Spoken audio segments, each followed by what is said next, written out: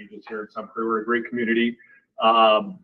And we get stronger all the time, I think, even through the challenges that we have. Let's see, what is interesting about Dan Presser? Nothing. Oh, come on. Yeah, I'm trying to think. That's what I was going to say. Yeah, thank you. I don't know, a lot of you know I used to work in the TV news business, and did that for about 15 years before getting out of that. And then I went into a video production company, and then I got my real estate license at the end of that because I saw the writing on the wall that video production was no longer really as lucrative as it was at one point when I was in it. It is for some people, don't get me wrong. So I got my real estate license and didn't think I could work for anybody else at that point. So I'm working for myself and First Weber. Rose is one of my colleagues over at First Weber, so it's great. And worked with Susan in the past too. Yeah. So I do some volunteering over at Sunshine Place. I do some help here with the meal delivery. So I like to stay involved in the community. I think I told you before, I am the state fair champion of 1990 for the Elvis. And so,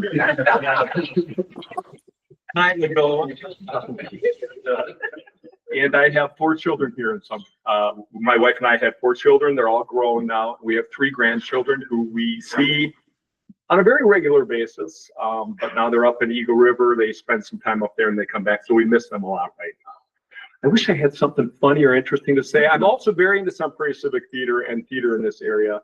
And I've done a lot of shows. I love to perform. I love to be behind the scenes as well. And that's a little segue to our next week's presenter. This one's going to be great, I'm sure, this week.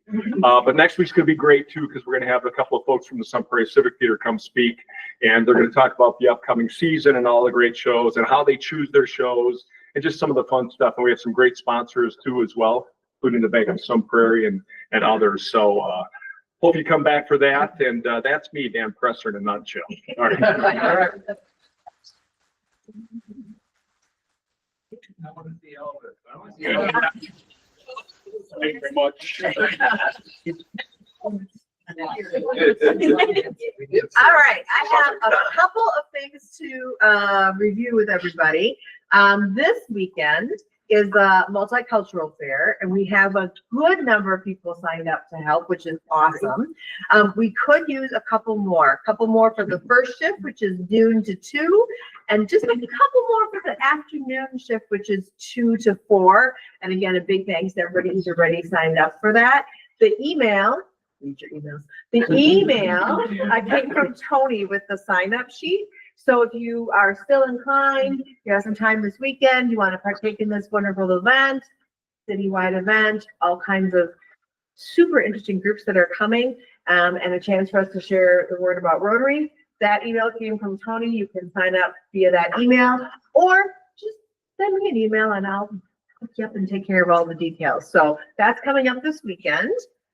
And I also have, if you have signed up already, I have a packet of information that I got. I apologize. It's not from Tony. It's Ann Overly. Excuse me, Ann Overly.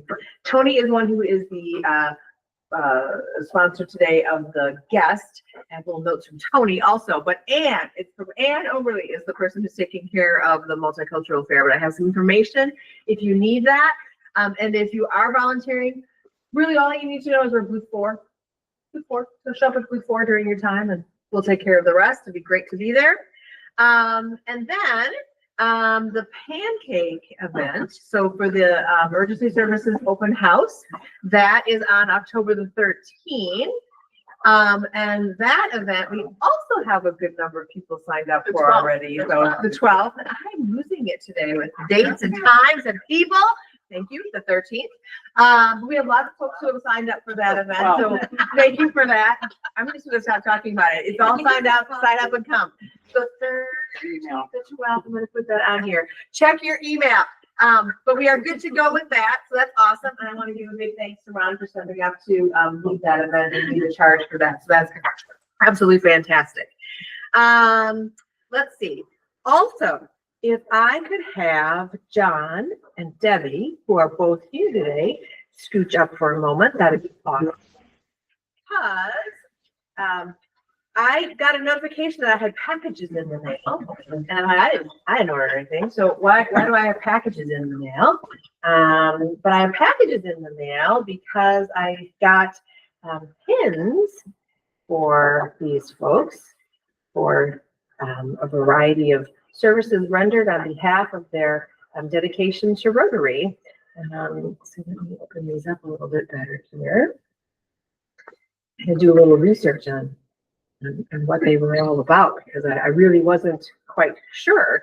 So I have a little bit of information. I want to make sure I have the right one to the right individual. I think the red pin that's in it. Yes, red pin to Debbie. Thank you very much. And the blue pin. Thank you very much. To John.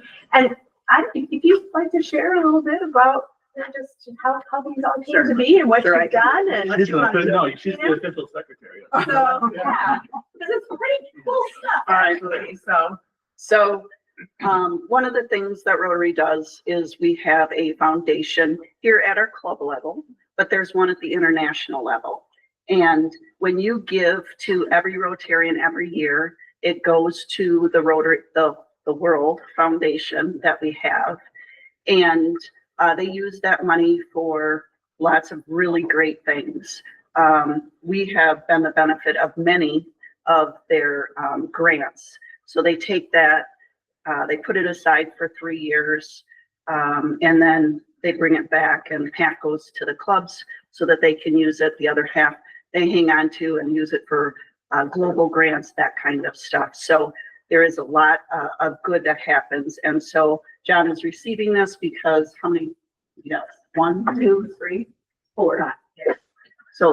So John has given, when you donate over the course of time, it doesn't have to be in one shot.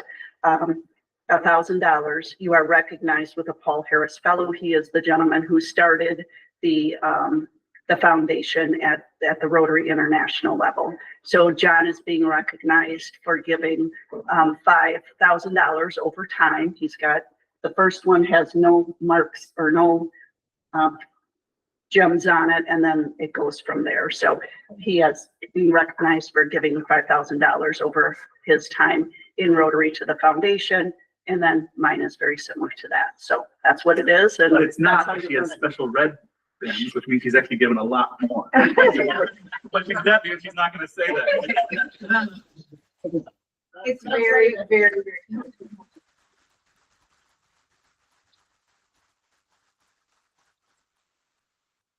Right, wonderful. So thank you both, and thanks to all who give as well.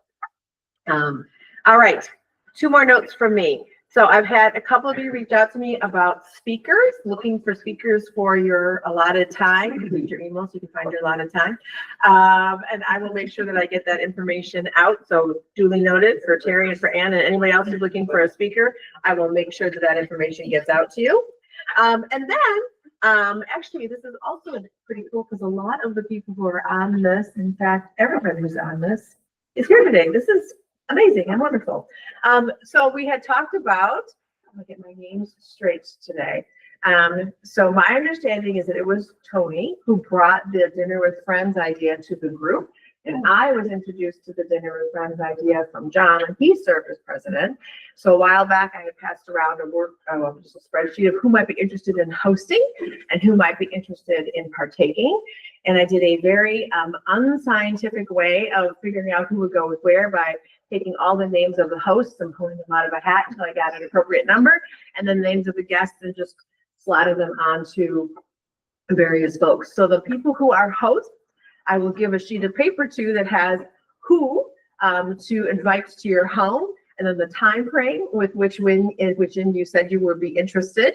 And I will leave it to each of you to reach out to these folks to get together and have some camaraderie and some conversation and share a meal, however you'd like to do that amongst yourselves.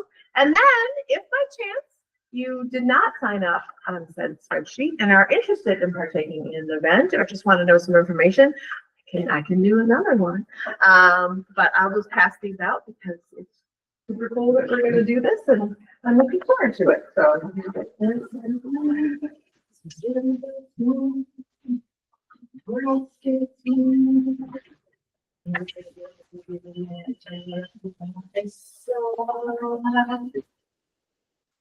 Folks here, I'm missing someone here. And get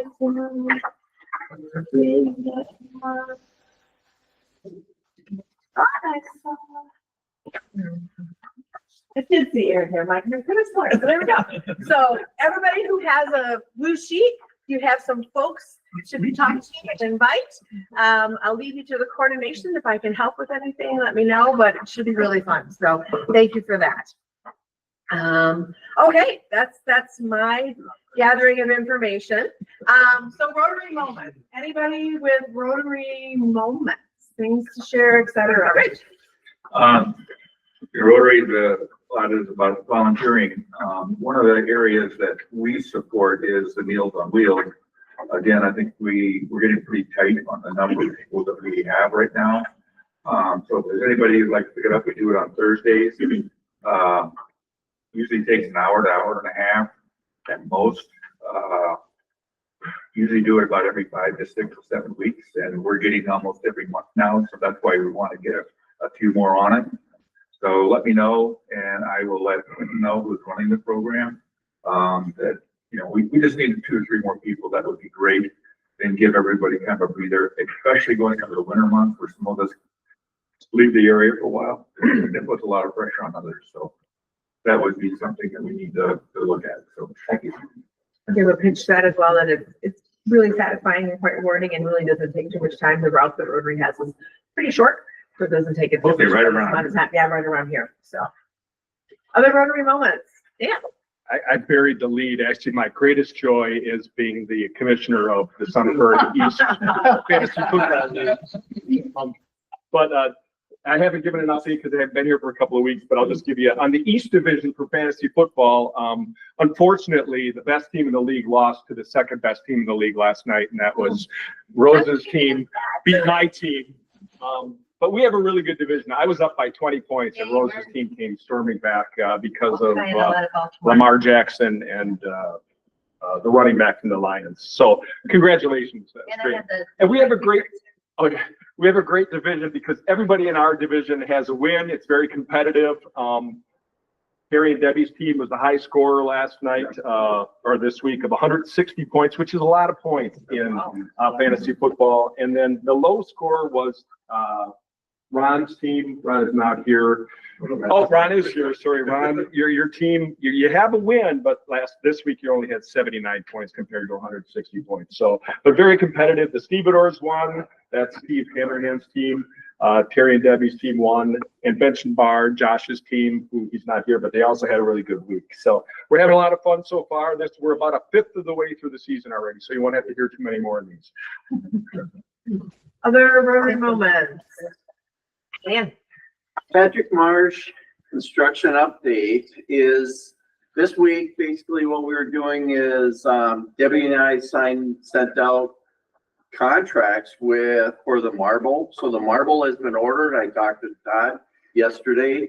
So that's 3 months before it'll show up here in the States is what it takes that long for it to get here before we can start even playing with the graphics and stuff like that. But hopefully we can start before that.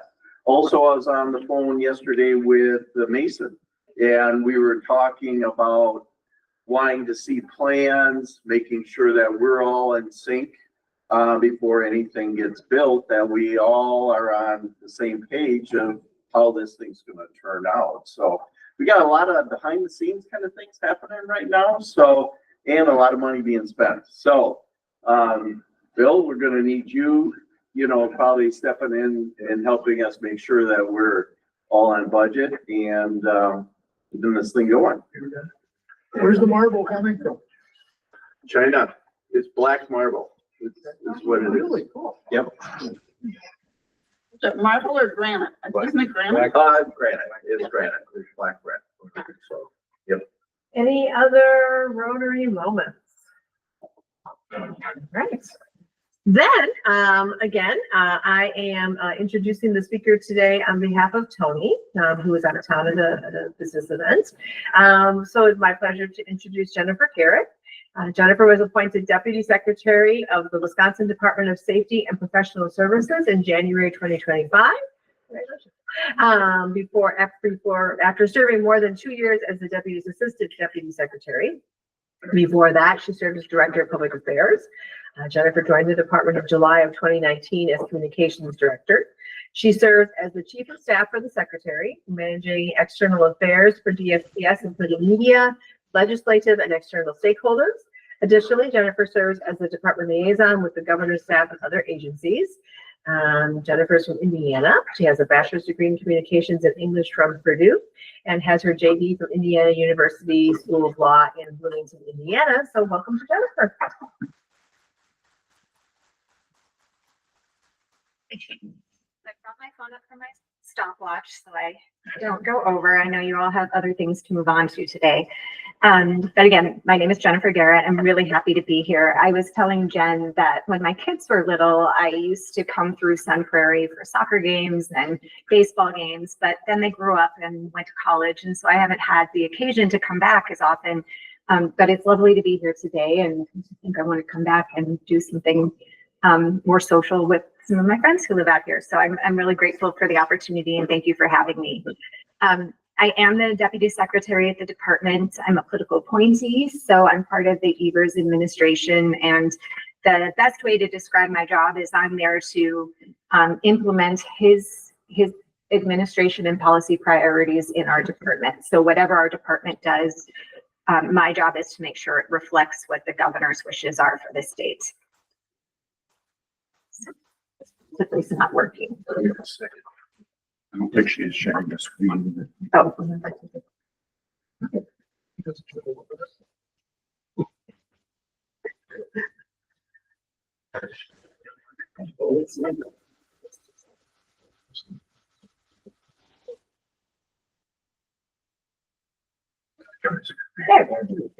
So for those of you who don't know the Department of Safety and Professional Services, this is our mission and our vision. Our mission to promote economic growth and stability. Vision is to keep the citizens of Wisconsin safe and move the state forward. So we're primarily a regulatory agency. We have 5 divisions and that's how most state agencies are broken into divisions to execute different functions. Here I'm talking about our Division of Policy Development. But these are the general things we do. Our main responsibilities are occupational licensing and construction.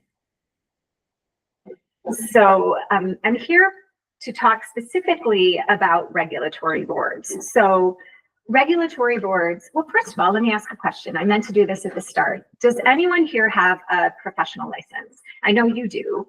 Anyone else? Okay. So we have real estate. What other professions do we have? CPA. CPA. Land surveyor. Land surveyor. Oh, we don't have a whole lot of those.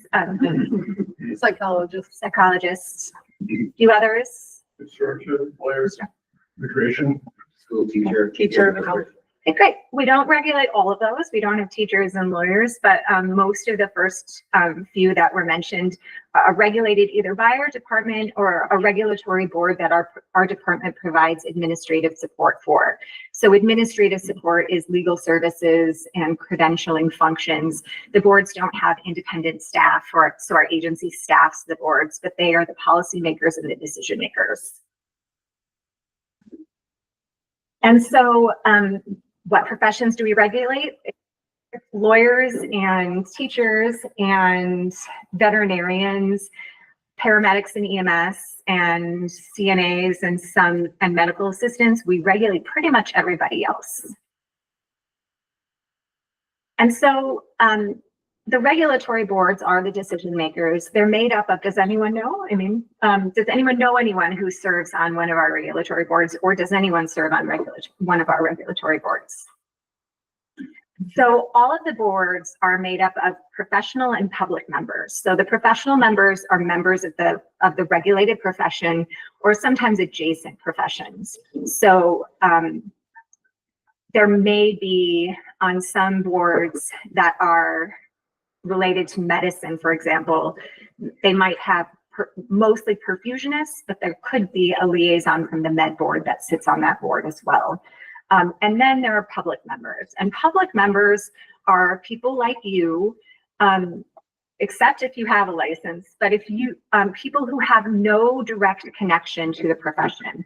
And usually that means you can't practice in it, you couldn't have practiced in it, and you can't be married or close to someone who does. So if you are a teacher, but your husband or spouse is an accountant, you wouldn't be able to serve on the accounting board, but you might be able to serve on the funeral directors board as a public member. So they want somebody who really is not affiliated with that profession, so that they have a unique and separate perspective on the issues that come before the board.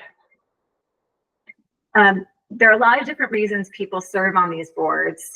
Public members are there sometimes because they've had a bad experience, or just are very familiar with a certain issue and feel passionate about it. Sometimes they're an attorney that is interested in the profession, and a profession that deals with a lot of disciplinary cases. So, for example, our medical examining board, for one of our public members, we often seek out an attorney to have kind of that malpractice perspective, but not always. Sometimes the public member is just somebody who is dedicated and likes service and wants to give back and be part of government, because this is part of government. Our professional members are often there because they care deeply about their professions and they want to protect the integrity of their profession. Some professions are held in high regard and aren't questioned as much, but others are newer or have issues in their professions that they feel like they need to manage and balance. And so then professional members are eager to participate to show the legitimacy and validity of their professions. So for example, massage therapy. In massage therapy, it has become an industry that is used by human traffickers to traffic people into different communities. And so many of the people on the massage therapy board are very passionate because they believe in the healing and therapeutic use of massage, and they don't want to be associated with the nefarious groups that are taking advantage of their profession for illicit purposes. So they're there very much because they want to protect the integrity of the work that they and their colleagues and professional peers do. And so board members, they obviously, as you do, attend meetings, but during those meetings and they conduct business. That business includes licensing. They don't do the routine, data entry or making sure everybody has every applicant has their materials in. Those tasks are delegated to staff. But if someone has an unusual background, for example, they started at one university and they transferred and they completed their degree at another university, the board might want to look at their education in totality to make sure that first start is the equivalent to where they finished. Boards also serve as case advisors. So if there are disciplinary matters that come before the board, and there are a lot of those, the boards can designate a board member to advise on specific questions that come up. So if our staff are investigating or the attorneys are prosecuting a case, the board will be directly involved with that. So they delegate tasks, but not the decision making. And then the one thing I really wanted to talk about today, because I think it's the most interesting, and it's the most interesting to me, but it's the one that not a lot of people are aware of, is the policy making opportunity. Boards promulgate rules, and that's a fancy way of saying that they create laws. Rules have the power of law. They are promulgated under statute. So the legislature will pass. The legislature will pass and the governor will sign into law legislation, but that legislation might be broad. And so for nursing, for example, the legislation might say that a qualified applicant has to complete a degree from an institution approved by the board. And so that isn't defined until the board takes action and considers in their rules, okay, what kind of education do we approve? What are the standards that we expect you to meet? And there's a lot in legislation that is that general. And so the boards promulgate rules, clarify those so that there's less confusion in practice. Because what they don't want is to leave things vague and leave it up to the individual license holders. And then the license holders find out later that their judgment was wrong and they'd be subject to discipline. So the clarification creates confidence and confidence in the practices, and it eliminates confusion. So some of the policy things that the boards have done, I wanted to get a little more specific. Right now, there is a big push for greater mobility across state lines. So professions are regulated by states. That means you're licensed in every state in which you practice. Many folks recognize that that's kind of difficult if you live in a border community. If you live in Minnesota, you might treat patients in Wisconsin. During the pandemic, some of those border rules were suspended, and so the patients in Wisconsin would stay in Wisconsin and see their physicians virtually. Those rules have been reinstated, and so now they can't. If that physician isn't licensed in both states, the patient has to go back into the office across the border. So the push for greater mobility has led to the development of some strategies, and one that Wisconsin has really embraced is compacts. A compact is just an agreement between the states, but these compacts are pre-developed and established. So if Wisconsin wants to join a compact for nursing, for example, then nurses can practice in all of the other compact states.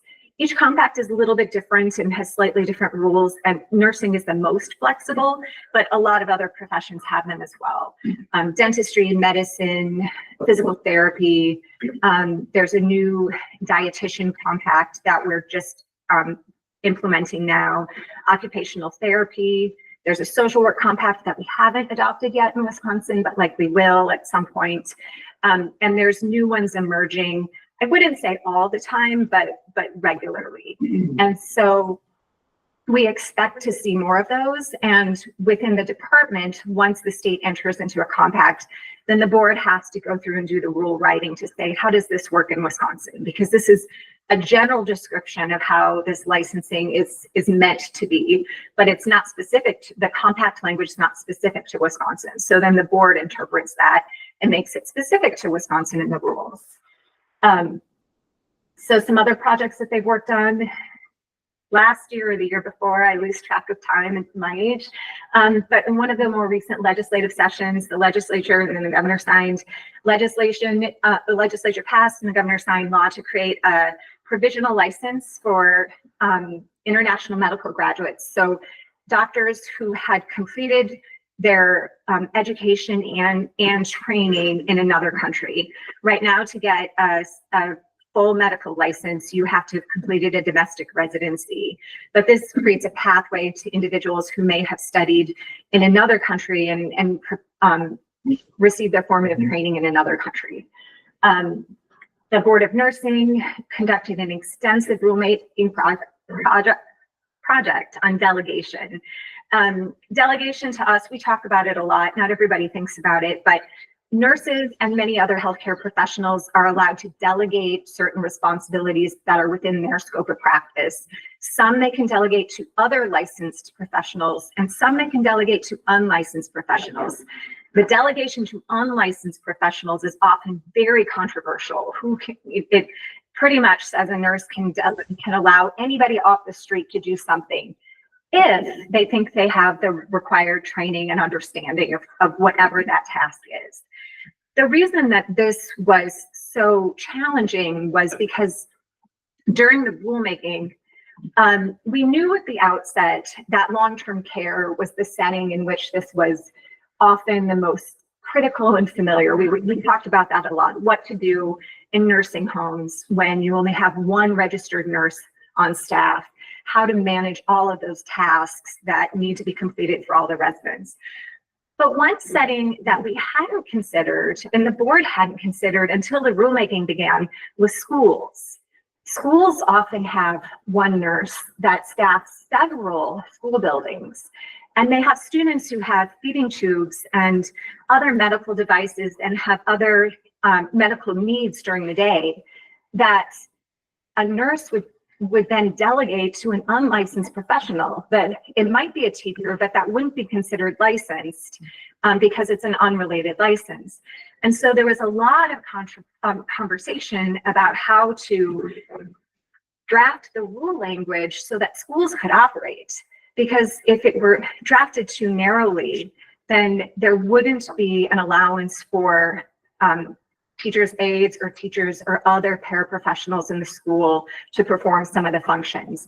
And none of that came to light until we actually started the rulemaking and had public engagement. So I was so grateful that they participated.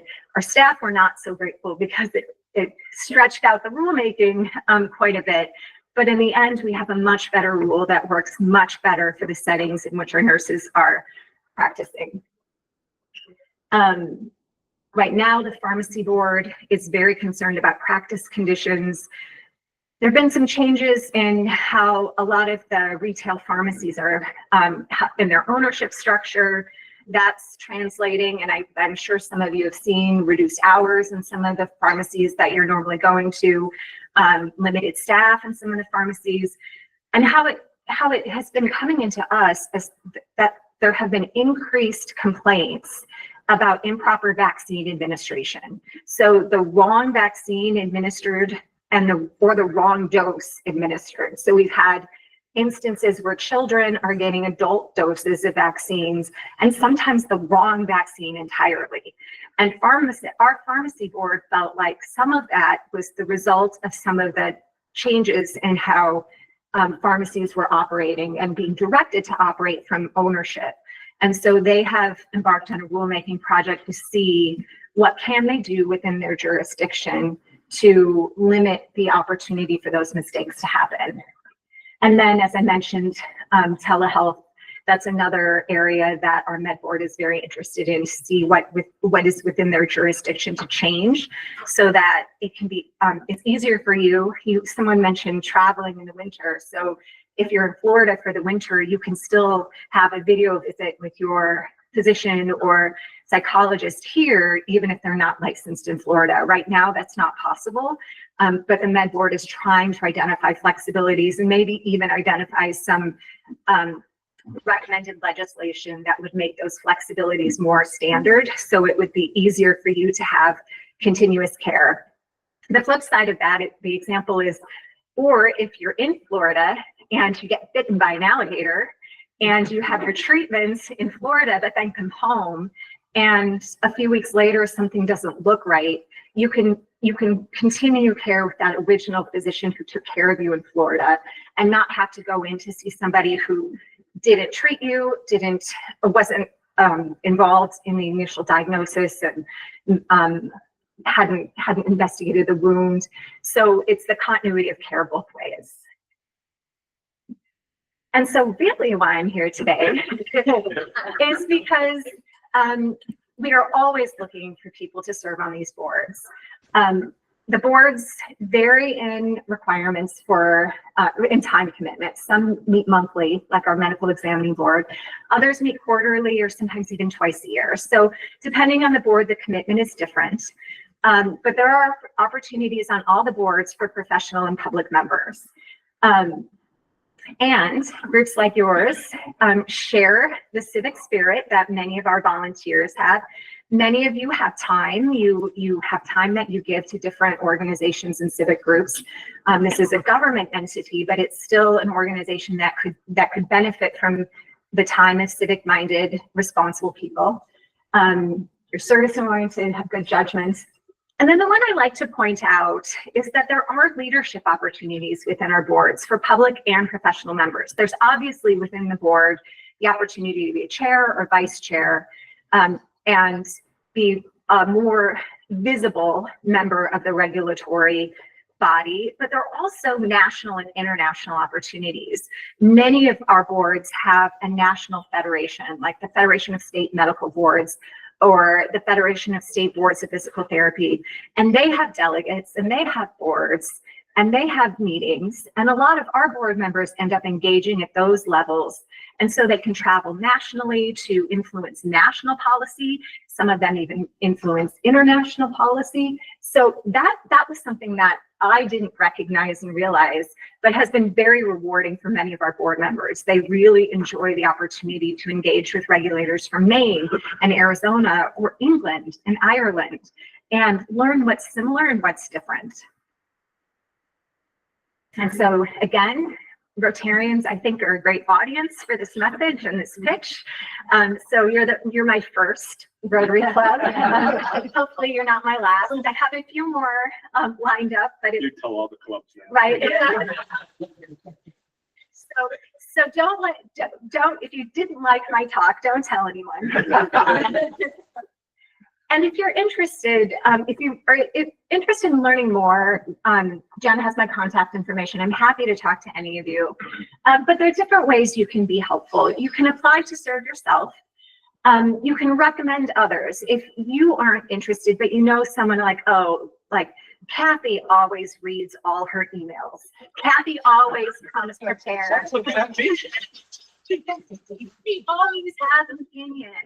Kathy's kids just left for college. So maybe Kathy would be interested in something like this now. So if you know other people who are more inclined, or maybe work in a profession and just hadn't thought about this, nudge them a little to consider it.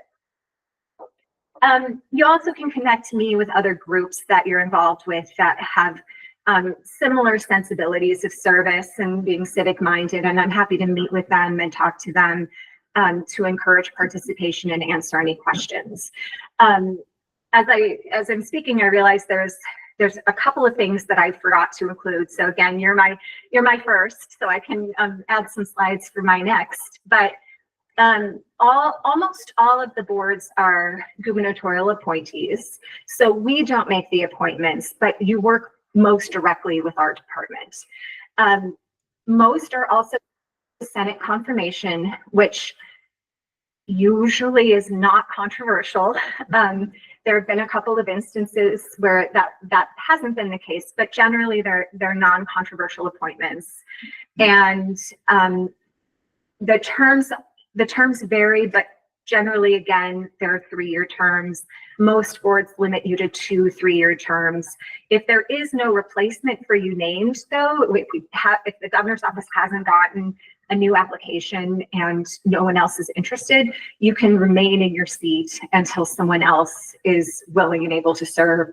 So I call them holdovers. We do have boards with some holdovers. The benefit is we have a person there. We are less likely to run into quorum issues, so they're able to conduct business. The downside is then you kind of institutionalize one person's perspective. So I really like to see when our terms expire, I like to have a bench so that we have new voices and new perspectives. So that's all. I'm happy to answer any questions you might have.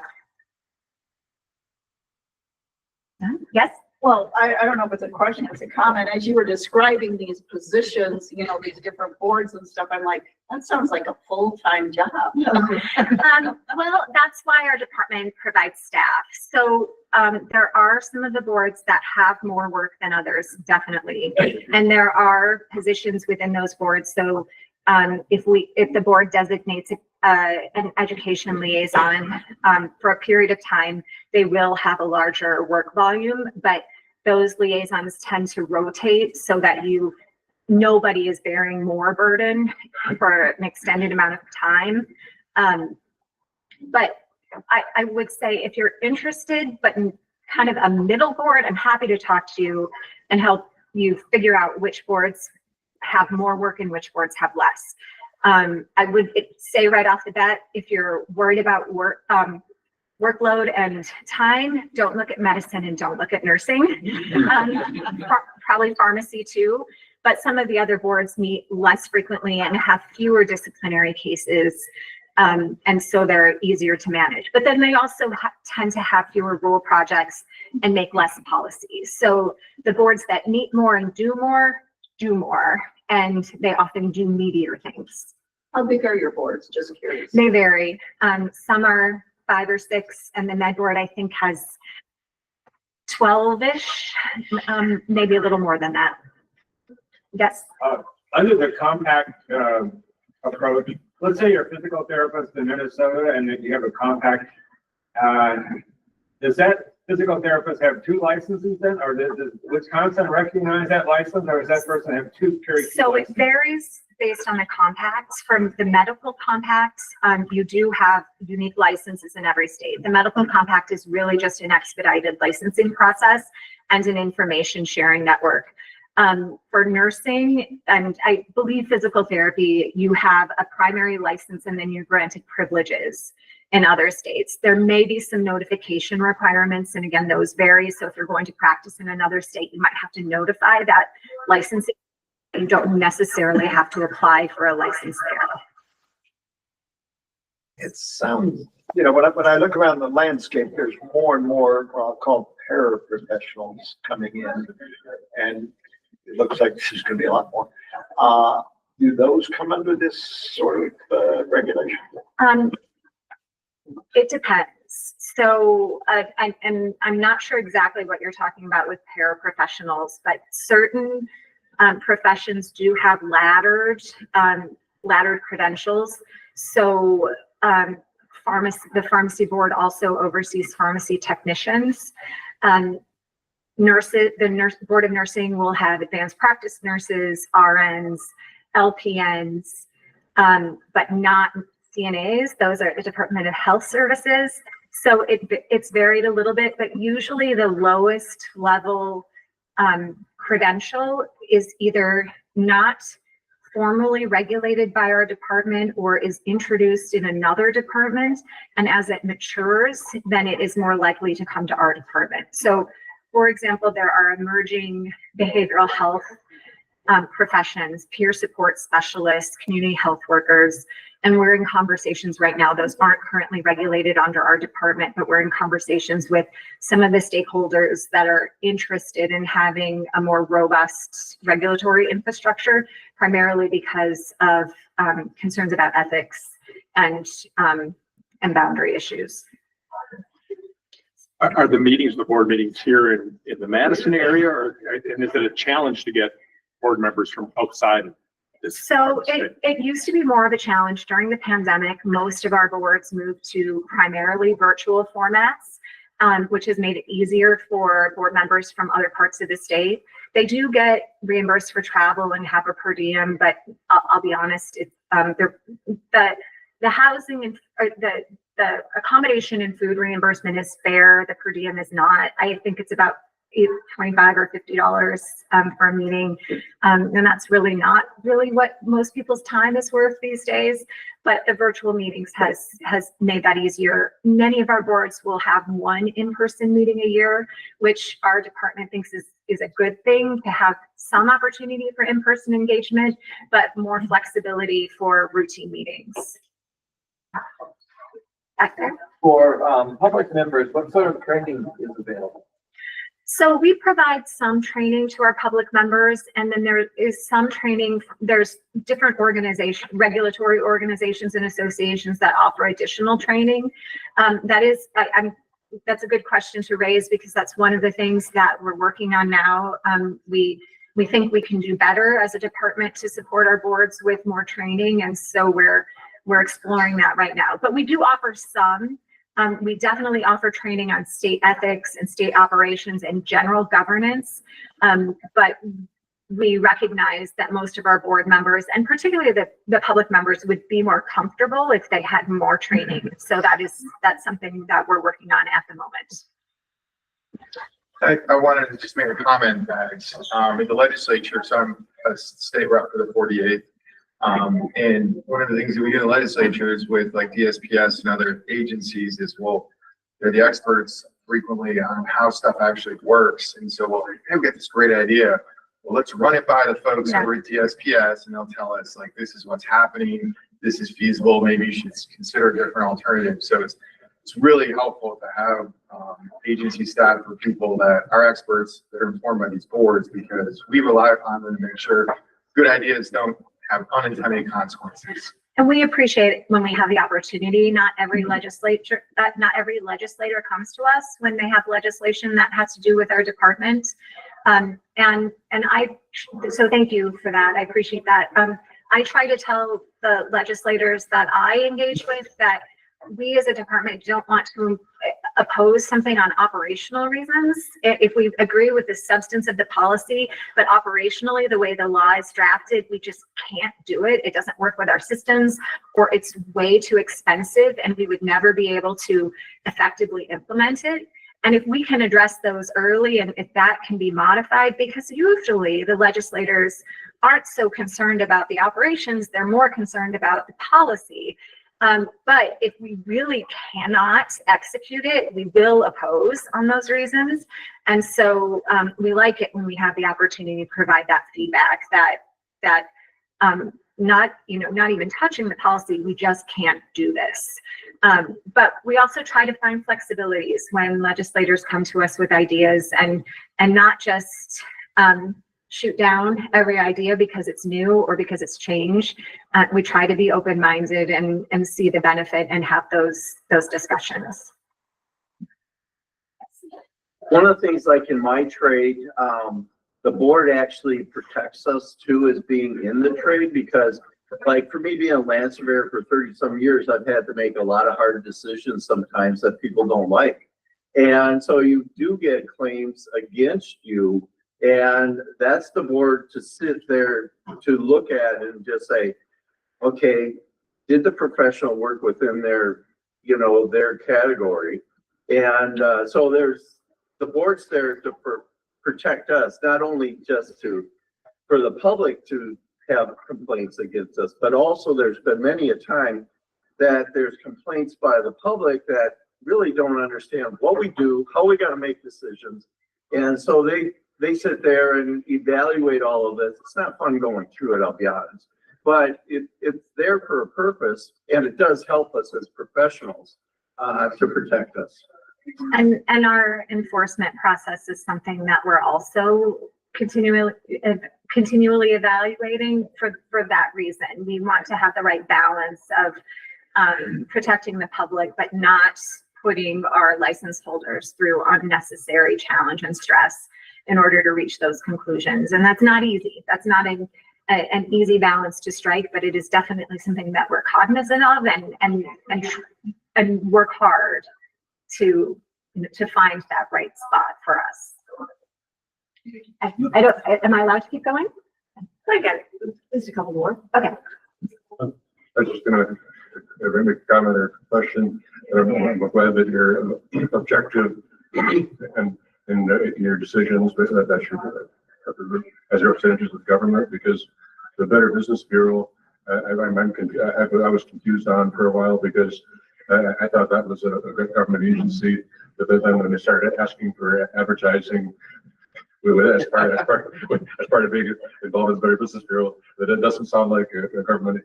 And I know that government agencies like yours would not be doing fundraising and asking for advertising dollars. Yeah, that is one of the policy decisions that I would say we have. That's more of a legislative decision, but we're adjacent to. And that is something that we hear from a lot of the industries, that the industries are capable of self-regulation. And they do it through things like that, like Better Business Bureau, the Good Housekeeping Seal of Approval, different industry endorsements that say the industry believes that this entity is reputable and safe to seek services from. The alternative to that is the folks who believe that may not always be the case, feel that government regulation is more neutral and more evenly applied. But you can leave here and have that debate all day long. I know people are of different minds on that, but that is one of the tensions and one of the things that we see in some of the legislation that is about our agency. There are definitely different opinions about who would do best to protect the public and regulate industries. One more? Thank you.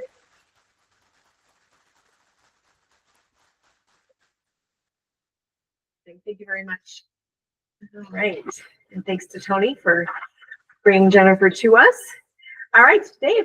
All right, Happy dollars. happy dollars. Give you a chance to dig out your money. Happy thing you're gonna go through one by the way, so just watch as we go by here. I have 5. Go back to 5. John's got 5. Happy dollars. So, this could have been under Rotary Moments, but better for me to pay for it. Wanted to say how grateful I am to everyone's help with the friendship exchange. It was gone last week, so I wasn't here to thank everyone in a more timely manner, but we were doing it with the Madison Downtown Club, which I think there's 9 times the members than we do. And I think we had better member participation. So pretty impressive. And I know, helped out a couple of events and came to the my house. Rose drove, brought a bartender with her to the last event, which is always an important thing to bring with you. Pretty mean old Aaron, Tina were there, Rex, Teresa, Jen drove one day, and Overly hosted and attended a few different events. So it was really great to see all you guys. Really fun. So, Nice people. yeah, great. So, and then, the reason I was gone at last meeting is because of a long weekend in Vegas, and, it was very nice. And, we were supposed to see a concert by one of the artists we really liked, but she's very pregnant and her doctor told her not to leave Mexico. So we didn't see that concert. But we did a lot of other fun things, and, including going to see the Wizard of Oz at the Sphere. Nice. And it was amazing. It was amazing. They have flying monkeys come through and a real tornado basically. So it was really good. So. I just pulled my money out. I don't really. Very good speaker. I really enjoyed, I haven't had to, I'm a real estate agent. I'm glad I haven't had to come see you.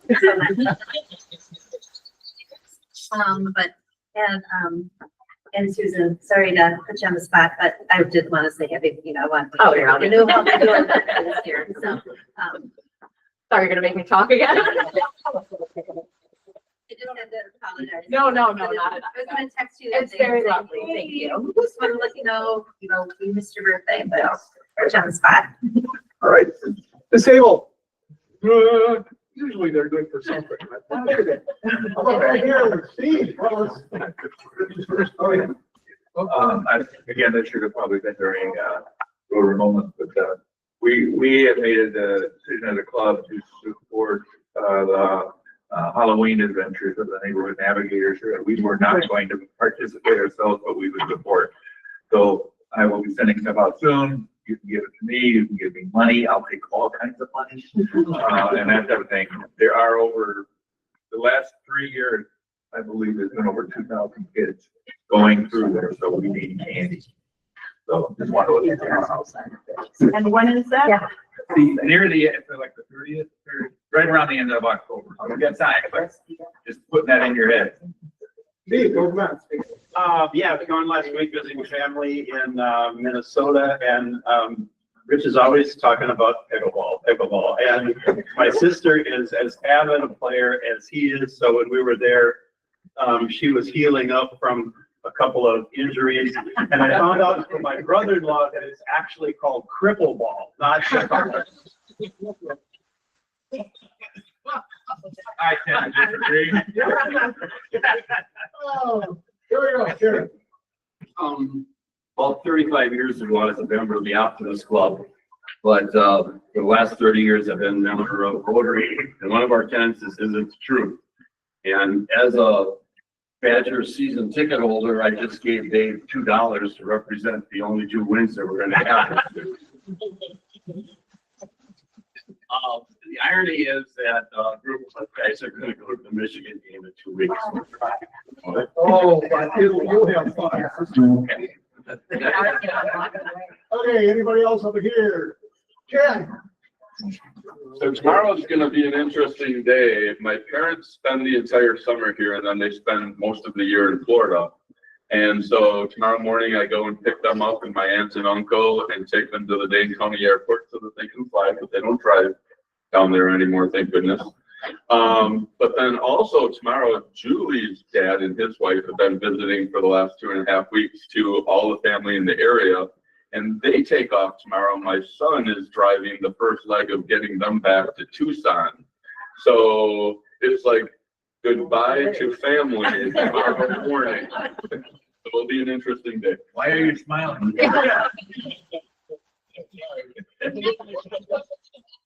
Oh, I've got the first one is, oh boy, I really should have wrote this down. Thank you for speaking. Very, very interesting. I never really thought, there's always so many activities and positions and jobs out there that you just never really think about. And this is one I never given any thought to. I mean, I know there are regulatory boards, but it was very interesting. So thank you. The second happy dollar is I had the opportunity to go to the Wisconsin volleyball game over the weekend, and they played in Florida, and they lost the first set and won the next three. So that was really exciting times, because after the pitiful football game on Saturday, I needed something to be able to cheer about. And, you know, during that volleyball game, like keeping track of the Packers score, and there's like less than 4 minutes left, and they're up, and I get home and they lost. I thought, what did they do in those last 4 minutes? Because everybody was gonna. So the only happy sports dollar I had, well, the Brewers took our lead to, was the volleyball team, and then I've been gone for a while. Just had a huge project at work that I was working on, and the meetings were always at 8 o'clock in the morning for this group. It's done. So I'm just so glad it's done. And I got to spend some time with my daughter over the weekend, and school, she's in her senior year, and it's a challenge, but that young lady needs a challenge. So it's all good. I enjoyed watching the Bear game. Oh, and I don't even turn the TV on for that. So let's play in the Packers. Okay, come on over here. I got one happy dollar. The ex-mayor is here, and he helped us get an ambulance that we shipped to Tanzania many, many years ago. In July, we used it for a medical clinic, and we served 82 people. And in October, we're going again. We're going to use it again, and who knows how many people. You're in Tanzania. All right, over here. I just want to say thank you, Jennifer, for speaking today, and appreciate all the hard work of DSPS. Is that for me? For you. Oh, right. There you go, Dave. Thank you. My happy dollars is coming up is a big weekend at our farm. It's our harvest. Our farm's out in Vernon County in Driftless area. It's just beautiful out there. And we sit up on a ridge. I've got 150 apple trees. It's a bumper crop year. I've got apples coming out of our ears. My family's all coming out. I have pumpkins that I've raised, and they look just gorgeous. And I'm just excited to get the grandkids and the kids and everybody out there, and just seeing them harvesting them all up, and just the camaraderie of being together. So that's yes, so get over here. Free one, Rebecca. Oh, I get a free one? Yeah. It's important. Yeah. Nothing about what you do. Oh, Your life. my daughter just moved to Seattle to start her freshman year in college, and so I'm a sad, empty nesting mom when I'm not a happy government bureaucrat.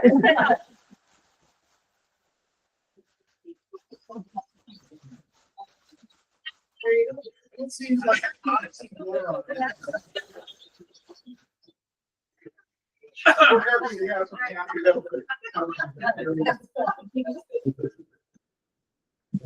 After the family this last weekend, and when there's a strange moment was when my grandson, who's 3 years old, was rolling balls at the edge of the pool table and decided to climb up on top of the pool table and convert the pool table into a soccer game.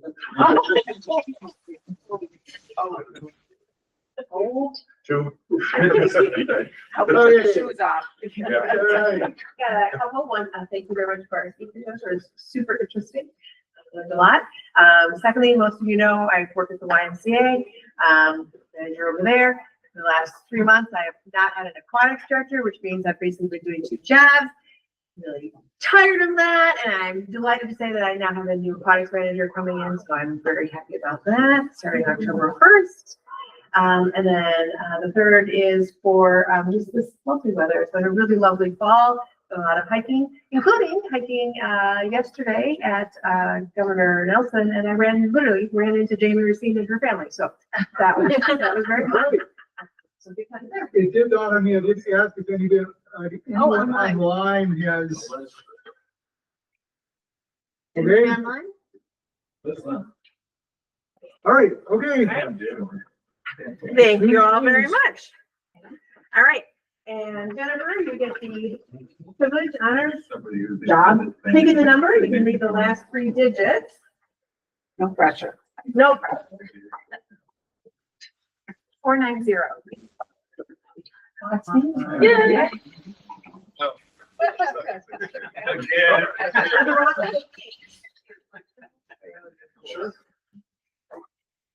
All right. And Tony has a e-gift card that I wouldn't know. Awesome. Thank you. Wonderful. All right. The Rotary knowledge for today, the highest Rotary club is in El Aguilar, Argentina, at 4,880 meters above sea level. That's gonna happen. The lowest club is in El Centro, California, at 12.2 meters below sea level. Interesting stuff. All right. Thank you all very much for a great meeting. Have a lovely day.